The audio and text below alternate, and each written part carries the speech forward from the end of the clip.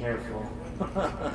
I'm just saying in general, please be careful. You guys are facing each other, and you're not used to these. Why are you recording? So, what you want to do at all times is just be triple sure that you got your ihram towel locked down, inshallah ta'ala, so that for men, bathrooms, I recommend that you try to aim to go to the bathroom at off times. Kind of like the elevator situation, it's better, not perfect, but it's better if you don't go at a salah time to the elevators. Same things with the bathrooms here. If you go anytime near a salah time, the bathrooms are going to back up. But if you go at just a random time when everybody's resting and so on, are the sisters listening to the lecture? Thank you. I hear some talking. Chill out. لبيك اللهم لبيك لبيك لا شريك لك لبيك إن الحمد والنعمة لك والملك لا شريك لك. So the talbiyah, the لبيك اللهم لبيك, we're going to be saying that from here all the way until the Jamarat on the 10th. So you want to be spending a lot of your time and make it like your custom. I've gotten to the stage where not saying the talbiyah actually hurts my mouth. Like it hurts to not say it. So right now you might be like, oh, do I have to say it? Inshallah ta'ala, the more you say it, it'll become your custom. It'll be on your tongue. You'll always be saying it. Labbaik Allahumma labbaik. It's another thing that's critical is that a person shouldn't joke about marital relations at this point. You're in ihram, there's a tendency when brothers get together, somebody jokes about marriage or says things like that. You're in ihram and you need to desist from that kind of talk. If you have your wife with you and stuff like that, you shouldn't be like just walking around holding hands in a romantic way. You should not be doing those things. You're in ihram, labbaik Allahumma labbaik. These days are days of remembering Allah subhanahu wa ta'ala. And as I was saying as well, that when you complain, then you can't be thankful and complaining at the same time. So that being said, you might have a neighbor that just wants to complain. Right? Neighbor's like, hey, do you know what happened this morning on the bus? Can you believe it? And then you don't want to be rude to them. At the same time, you don't want to spend your Hajj listening to somebody backbite or complain during your Hajj. So we have this technique in our group. Inshallah ta'ala, it'll become a habit. When somebody starts saying a word that's not befitting of the Hajj, is there a translation going on up there?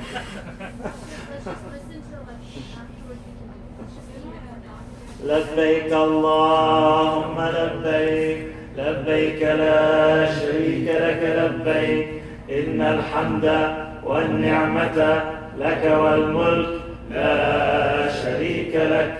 So suppose we have a prime example right now.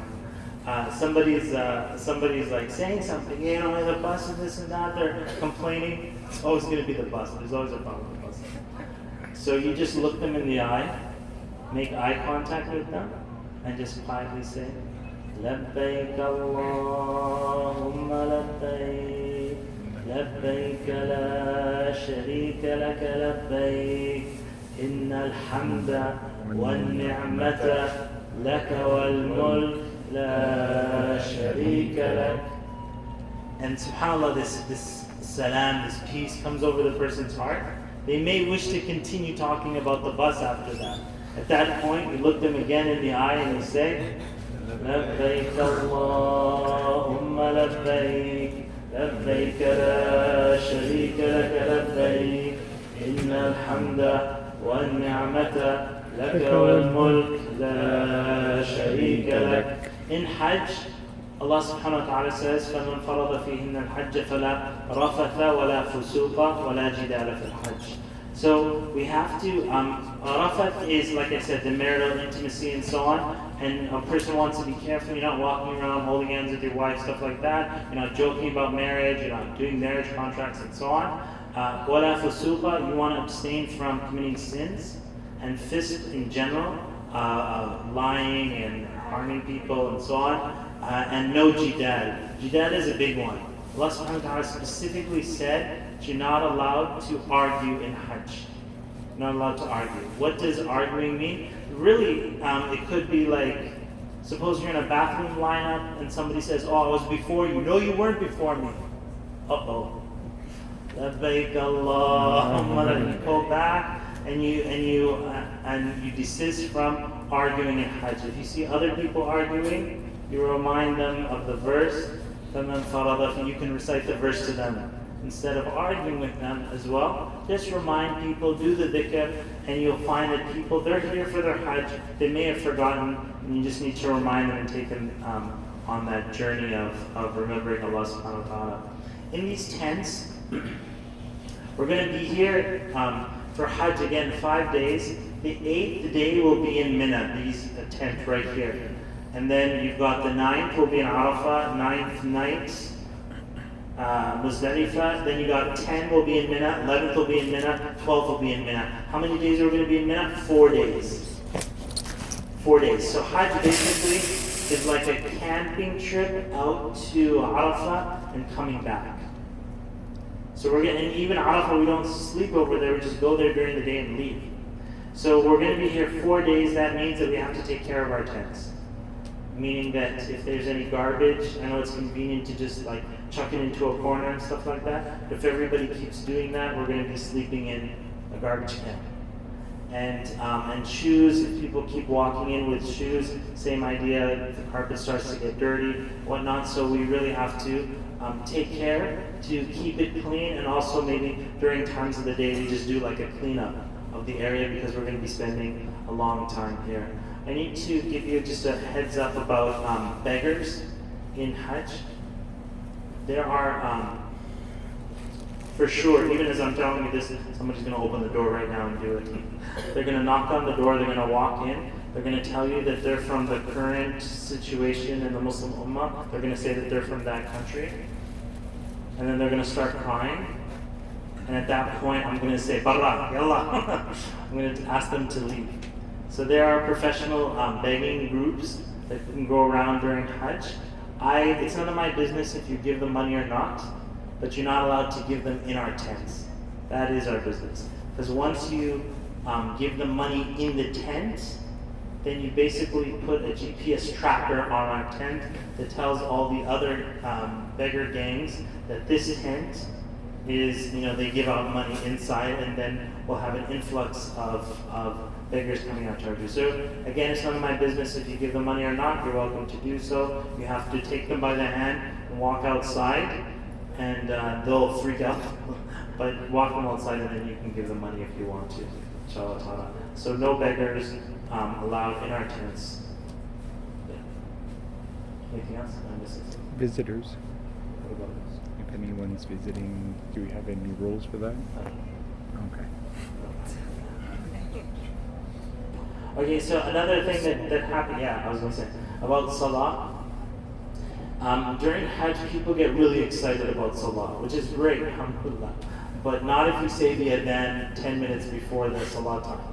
So some people get really excited, their alarm goes off, and they're like, hey, it's the Dhuhr time, I'm going to say the adhan.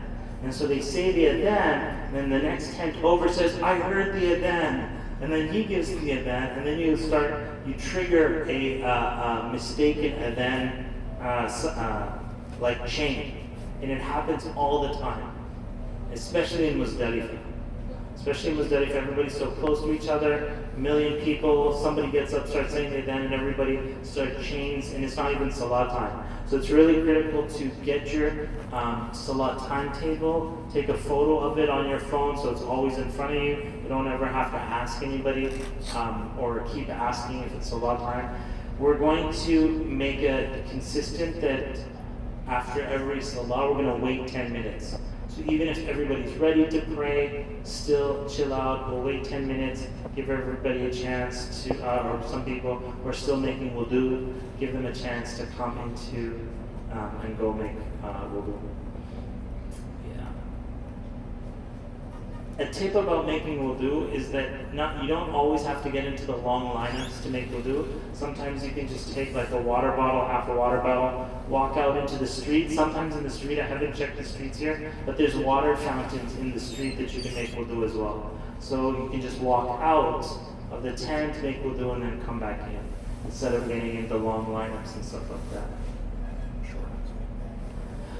So in Mina, we're going to be praying all our salah at the designated time. So Dhuhr at Dhuhr, Asr at Asr, Maghrib at Maghrib, Isha at Isha time. But we're going to shorten them. So Dhuhr will be at Dhuhr, but 2 rak'ahs. Asr at Asr, 2 rak'ahs. Maghrib is 3, Isha is 2, and then Fajr will be 2. And then in Arafah, we'll combine Dhuhr and Asr at Dhuhr time. And in Muzdalifah, we'll combine Maghrib and Isha in Muzdalifah, and then it's back to the Mina style again, which is every salah at its time, but shortened. Inshallah.